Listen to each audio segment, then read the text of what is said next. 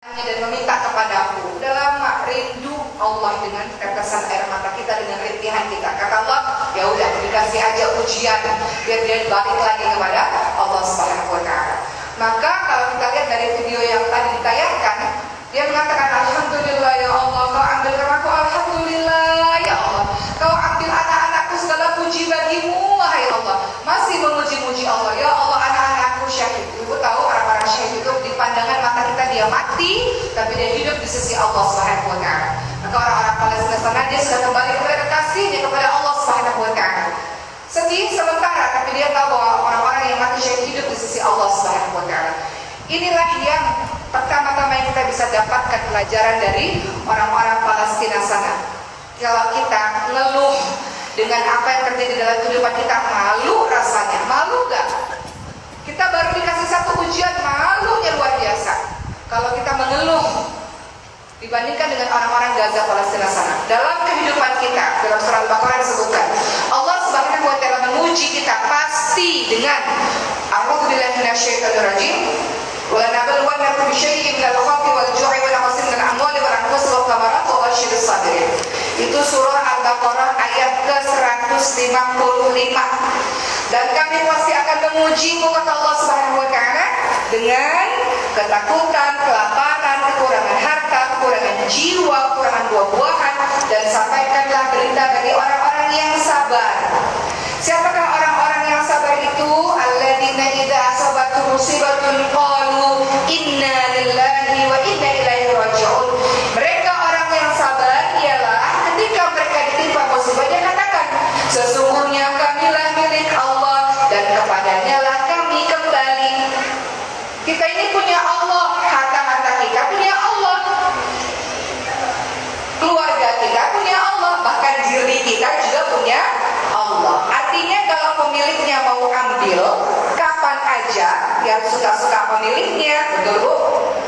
Kenapa kita sedih berlebihan? Karena kita merasa hal itu punya kita.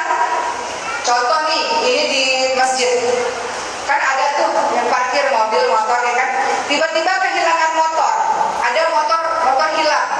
Sebagian ibu-ibu ada yang sedih, ada yang tidak sedih. Kenapa ibu-ibu tidak sedih?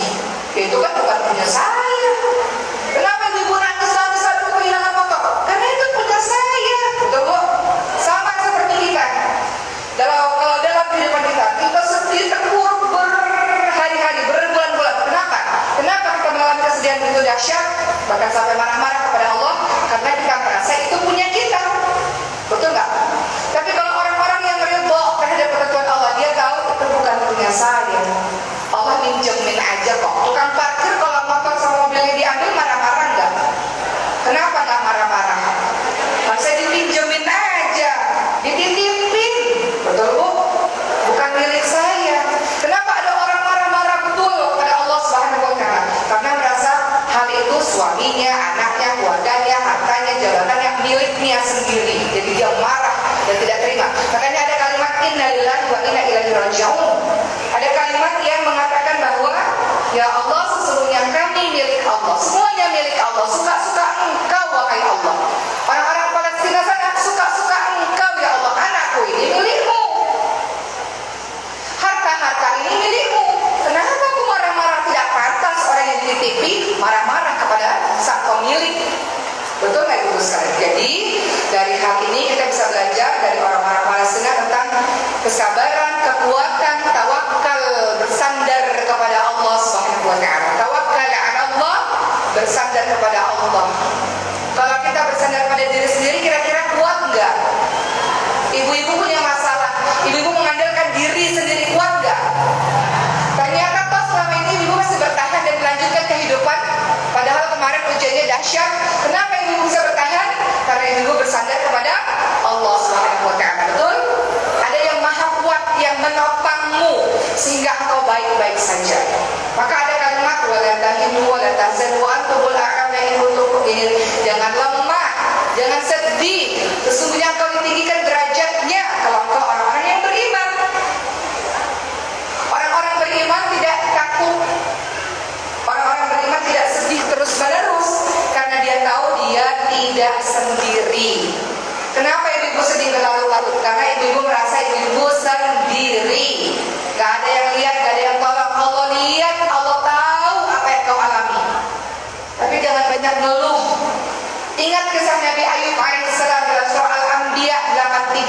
85 boleh surat tersebut.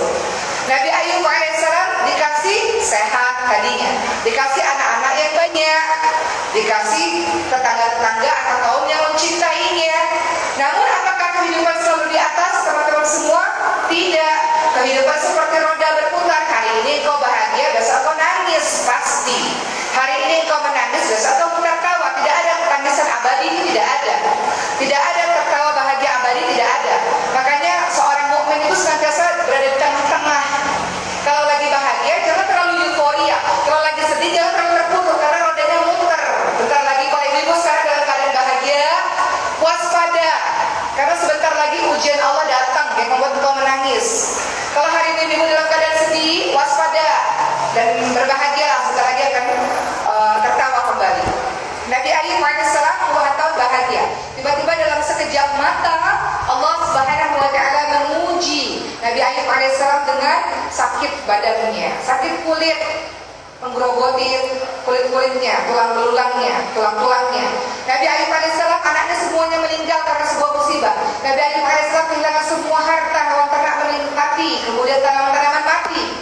Lalu kata istrinya, minta sama Allah balikin semuanya. Kata Nabi Ayub alaihissalam, berdoa, tapi aku malu kalau mengeluh kepada Allah.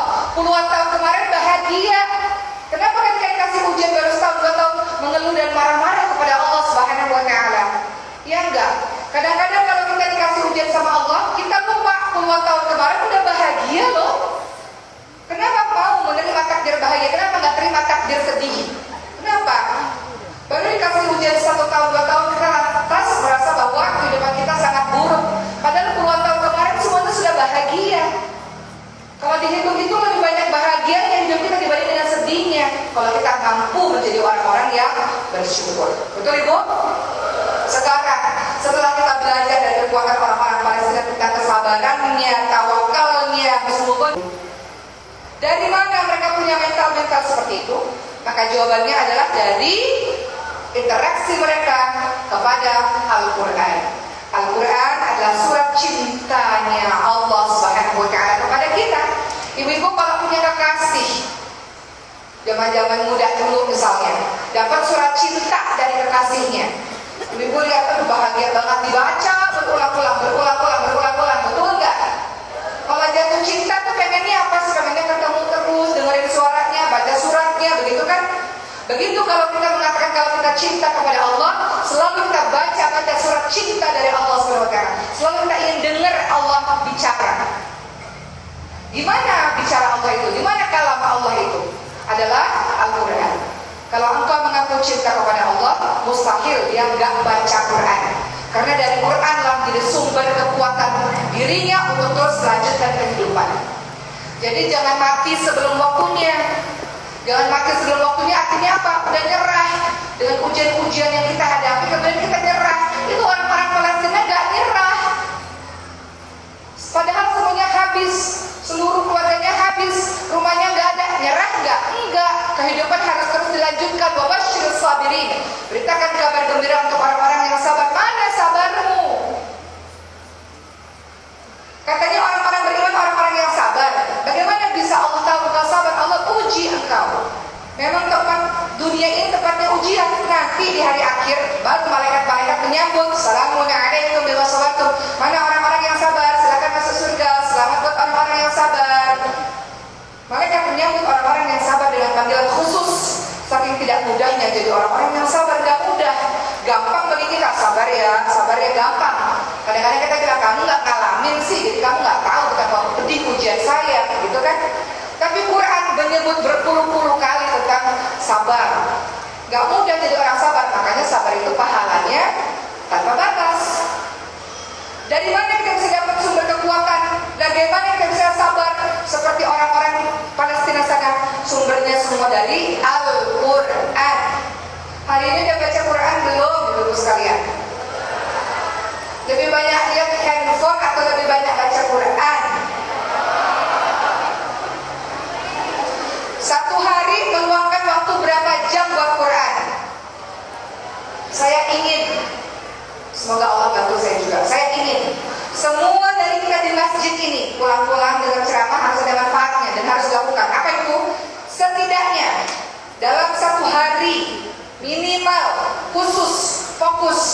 Khusyuk 1 jam bersama Quran mulai hari ini. Kalau yang belum mulai, bisa nggak? 1 jam aja sama Quran dari 24 jam.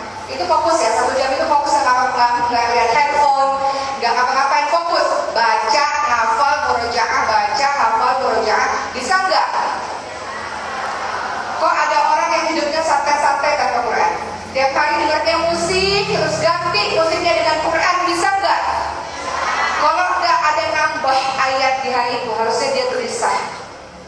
Saya mau cerita sebelum kita lihat video, karena orang-orang Gaza, orang-orang Palestina kekuatannya pada Quran. Ibu, saya tinggal sudah 4 bulan di Mesir. Saat ini saya lagi kuliah di Mesir. Anak-anak semuanya pindah di Mesir. Ibu-ibu tahu anak saya yang pertama namanya Maria. Saya cukup kaget juga dengan budaya belajar di Mesir. Yang saya mau cerita pada ibu sekalian, jangan terlalu santai dalam menjalani hidup ini dengan banyak nonton. Anak-anak kita biarkan banyak main, kita banyak gosip, dan pertemuan-pertemuan yang gak ada manfaatnya. Kenapa? Setiap hari, kalau saya lihat orang-orang di Mesir itu berlomba-lomba untuk ngafal Quran, nambah hafalan. Kalau nggak sehari aja nggak ngulang, itu lupa nanti hafalannya. Maria, anak saya umurnya 10 tahun. Ini saya mau cerita, saya juga ingin kita punya budaya ngaji yang kuat. Di sekolahnya, Maria itu ditargetkan 1 hari harus hafal 1 lembar Quran. Anak umur 10 tahun. 1 lembar Quran itu artinya 2 halaman Quran. Kalau ibu-ibu hafalin Quran 1 ayat berapa hari? Berapa jam lagi? Berapa hari, Bu? Ibu udah hafal apa? Jus apa? Jus mangga, jus strawberry, gitu ya. Jus jeruk. Ibu, kalau anak kecil bagai menulis di atas batu. Ingat, kalau orang-orang tua, ibu tua atau muda nih? Bagai menulis di atas air, itu nggak kelihatan jejaknya ya. Udah ngapa lupa lagi, ngapa lupa lagi. Makin tua makin susah ngapalnya, betul kan? Tapi nggak ada kata terlambat. Jadi tiap hari Maryam itu mengkhususkan waktu 1,5 jam untuk Quran di rumah. Jadi jadwalnya udah pasti dari jam 4 sampai jam setengah 6 sore itu Quran, nggak boleh diganggu-gugat, nggak boleh main, nggak boleh keluar rumah, nggak boleh terima tamu, nggak boleh handphone, nggak boleh apa, khusus semua anak-anak begitu. Saya ingin ibu yang belum, saya yakin sebagian besar sudah punya kebiasaan itu, tapi yang belum punya kebiasaan itu harus ada waktu bersama Quran dan harus punya guru Quran.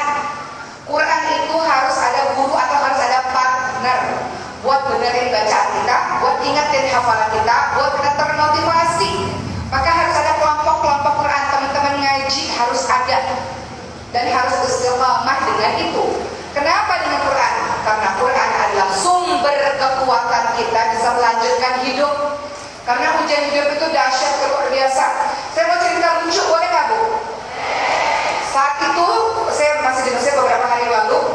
Saya lagi belajar, karena kami di Mesir ini lagi ujian, musim-musim ujian. Jadi kalau musim ujian tuh biasanya tengah malam tuh nggak tidur, belajar terus. Tiba-tiba sekitar jam 3 pagi, setengah 4 pagi, ada salah seorang sahabat yang bercerita kepada saya. Saya mohon maaf Ustazah kalau saya ceritakan kisah ini, tapi ini mudah-mudahan jadi hikmah kepada teman-teman semua. Beliau mengatakan, terima kasih Ustazah Oki karena telah menguatkan saya secara tidak langsung dengan sosial medianya. Kemudian akhirnya beliau cerita, ada apa Bu? Saya katakan begitu. Kemudian beliau cerita bahwa qadar Allah, takdir Allah, beliau mendapati bahwa suaminya menikah lagi. Kemudian saya katakan kata-kata yang setidaknya saling menguatkan satu sama lain. Kemudian beliau katakan, kita sama ya Ustazah, dalam hati saya kita nggak sama Ustazah. Saya digosipin itu nggak benar Ustazah. Ya, tapi saya katakan ya Ustazah, ya Ibu, saya katakan begitu ya Ibu, kisah kita nggak sama ya, tapi semua orang punya ujian yang berbeda-beda. Betul ya Bu ya? Saya digosipin juga Ibu sekalian, tapi itu nggak benar ya. Itu nggak benar kan? Pada pengen tanya kan? Jawabannya itu nggak benar ya. Nggak tahu dari mana itu orang-orang itu ya. Tapi itu nggak benar. Tapi saya katakan ujian orang beda-beda. Semua orang ujiannya beda-beda. Tapi beliau katakan, insya Allah kuat untuk umat ini ya, kita harus kuat untuk melakukan hal-hal kebaikan, kita harus kuat. Saya tahu di mana sumber kekuatan beliau. Sumber kekuatannya ada di Quran.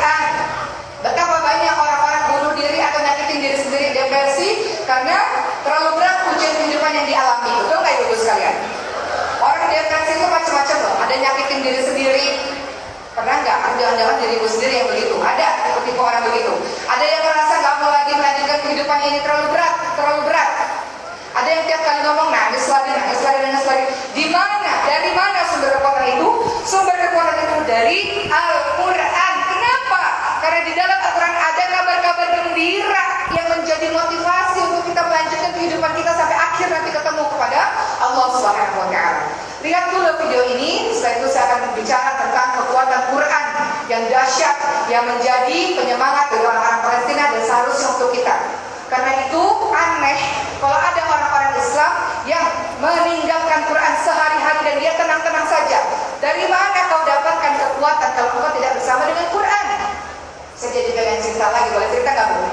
2 tahun lalu ibu saya koma, berhenti nafas, nggak ada nafas, berhenti jantungnya 5-7 menit setelah haji di Mekah saat itu.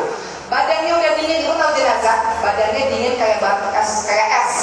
Orang-orang baru meninggal tuh badannya dingin, betul? Dan kemudian kulitnya berubah warna jadi pucat, jadi putih pucat, betul nggak? Pernah nggak lihat jenazah-jenazah baru meninggal? Ibu saya dalam kondisi begitu, lalu di CPR dadanya ditekan-tekan sampai akhirnya alhamdulillah ada nafasnya lagi. 11 hari koma, kata dokter, siap-siap keluarga datang ke kota Mekah, siap-siap sholatin maksudnya. Tiba-tiba kata dokter, ternyata tiba-tiba dalam 1 hari tiba-tiba perkembangannya cepat, kenaikannya cepat, tiba-tiba yang tadinya melemah tiba-tiba jadi membaik, dan saat ini ibu saya dalam keadaan baik dan sehat, alhamdulillah. Dokter mengatakan, dari mana ibumu dapat semangat hidup yang begitu kuat? Dia punya semangat hidup yang kuat. Ibu tahu dari mana? Dari Quran. Ketika ibu saya koma, saya katakan ibu saya ngapalin Quran, Bu. Umurnya 60 tahun pada saat ini. Ketika koma, hafalan beliau baru 10 juz. Beliau pernah bilang pada saya, nggak mau pengen kembali kepada Allah kalau semuanya udah belajar Quran, udah ngapal Quran, udah sungguh-sungguh dengan Quran. Jadi masih di tengah-tengah perjalanan, saya katakan, ayo berjuang lagi, ayo bangun, ayo sadar, saya katakan. Ibu masih ingin melanjutkan Qurannya, ayo bangun, katanya mau lanjutin Qurannya lagi, jangan terus-menerus koma seperti ini. Ketika ibu saya dalam keadaan koma, ketika saya bilang tentang Quran, beliau menangis, Bu. Air matanya keluar dari sudut matanya. Jadi orang koma itu bisa dengar, orang koma bisa mendengar. Dan kemudian beliau menangis. Saya katakan, ayo ibu bangun, ayo berjuang. Katanya mau bersama dengan Quran lagi. Maka akhirnya ibu saya bangun. Ketika ibu saya bangun dan sehat seperti sekarang, apa yang beliau katakan ibu sekalian ketika masa-masa beliau koma, beliau bilang, ibu lagi tidur. Ini kisah orang koma. Kalau kata ibu saya, kayaknya ibu udah mati suri, katanya, kata beliau. Karena udah gak ada nafasnya 7 menit itu. Kata beliau, ibu lagi tidur dalam kondisi yang ketika melihat, membuka mata, semua keadaan sangat gelap. Tapi tempatnya luas, seperti lapangan sepak bola, tapi katakan ujungnya luas sekali. Tapi sendiri di dalam tempat itu. Lalu tiba-tiba dari kejauhan ada yang besar, seseorang yang besar tak terlihat wajahnya, memegang Al-Quran. Dan Al-Quran itu memancarkan cahaya sehingga tempat itu terang benderang. Dan ibu rasa ibu mau tidur lagi. Ibu merasa ya sudah, tempatnya terang, tempatnya luas, tidak ada yang perlu dikhawatirkan. Ibu mau tidur lagi, katanya. Setelah itu ibu saya bangun. Dan ibu saya bercerita kisah itu kepada kami. Ibu juga bercerita ketemu kakeknya, ketemu ibunya, ketemu orang-orang yang sudah meninggal dunia. Rata-rata kalau ibunya kisah begitu, pernah nggak mendengar kisah itu? Saya sudah ketemu sama ibu saya, sudah ketemu, habis itu meninggal tuh biasanya. Biasanya begitu. Ibu saya cerita begitu. Lalu akhirnya kami anak-anaknya mengambil kesimpulan, betapa dahsyatnya ya Quran. Dia sumber kekuatan, dia penyembuh, dia obat, dia sumber kita untuk melanjutkan kehidupan ini dengan semangat Quran. Dia asyifa, dia obat. Lihat video ini, setelah itu saya akan jelaskan sedikit tentang Al-Quran sebagai sumber kekuatan bagi kita dan juga sumber kekuatan bagi teman-teman kita di Palestina. Kita lihat video ini sama-sama.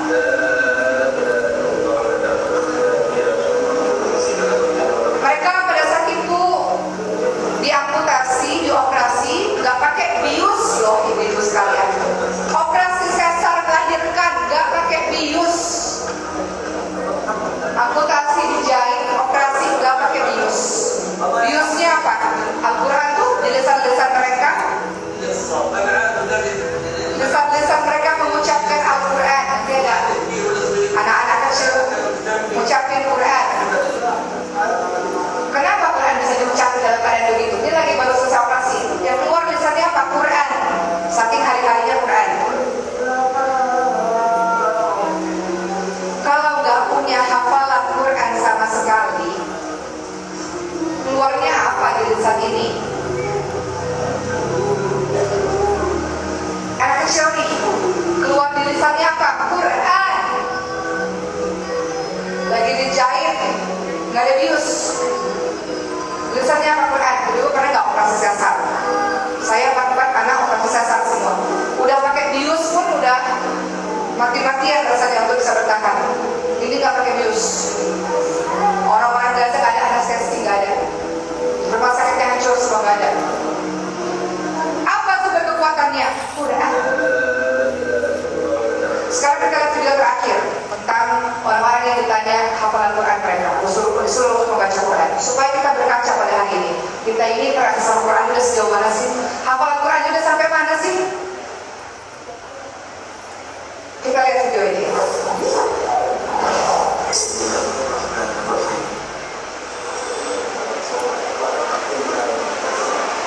Silakan baca Quran, kata gurunya. Silakan buka Qurannya dan baca.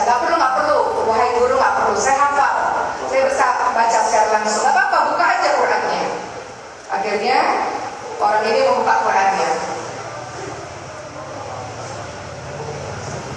Kok kosong ya Syekh? Ya guru, kenapa lembaran-lembarannya kosong? Terus kata gurunya, bagaimana kalau hal itu betul-betul terjadi? Kalau suatu hari nanti lembaran-lembaran Quranmu itu kosong dari ayat-ayat, apa yang kau rasakan? Apa yang teman-teman rasakan? Saat ini Quran masih ada di tulisannya, masih ada kesempatan baca, masih ada kesempatan ngafal, masih ada kesempatan tadabbur. Bagaimana kelak kalau Quran ayat-ayat ini semuanya hilang dari lembaran-lembarannya? Kau bergantung pada hafalanmu teman-teman semua. Pertanyaannya, mereka nggak bisa berkata-kata, nggak terbayang kalau Quran ini nggak ada lagi di lembaran-lembarannya, ayat-ayat ini nggak ada lagi di lembaran-lembarannya. Kelak suatu hari nanti Quran akan hilang gitu sekalian, akan betul-betul hilang. Maka ini menjadi motivasi buat saya dan kita semua. Masih ada waktu. Ini adalah bukti kasih sayang Allah kepada kita semua. Engkau sedikit lari kemana-mana, lari dengan wudhu baca lagi, wudhu baca lagi. Ini sumber kekuatanmu. Kadang-kadang hatimu bergetar ketika membaca ayat-ayat ini. Allah menguatkan dirimu dengan ayat-ayat ini. Inilah sumber kekuatan kita. Inilah cara kita untuk melanjutkan kehidupan yang gak mudah ini. Gak ada cara lain. Maka mulai dari sekarang didik anak-anakmu dari kecil dan dirimu sendiri untuk istiqamah, disiplin bersama Quran. Setidaknya 1 jam saja di antara 24 jam untuk bersama dengan Quran. Minta kepada Allah kekuatan, semangat untuk bisa istiqamah bersama Quran. Minta kepada Allah, Allahumma arhamna bil Quran. Saya ini aku dengan Quran ya Allah. Allahumma ja'alna min ahli Quran, jadikanlah aku ya Allah orang-orang Quran ya Allah, sahabat-sahabat Quran ya Allah. Minta supaya Allah berikan semangat di hatimu untuk belajar Quran, untuk menghafal Quran, untuk senantiasa bersahabat dengan Quran dan gelisah kalau engkau jauh dari Quran. Bisa terus sekalian. Terakhir, saya mau kita semua mengatakan Allahumma arhamna bil Quran, boleh? Karena itu doa yang sangat dahsyat. Kita hafal, tapi kita jarang bicara hal itu. Bareng-bareng terus sekalian, Allahumma arhamna bil Quran waj'alhu lana imaman wa nuran wa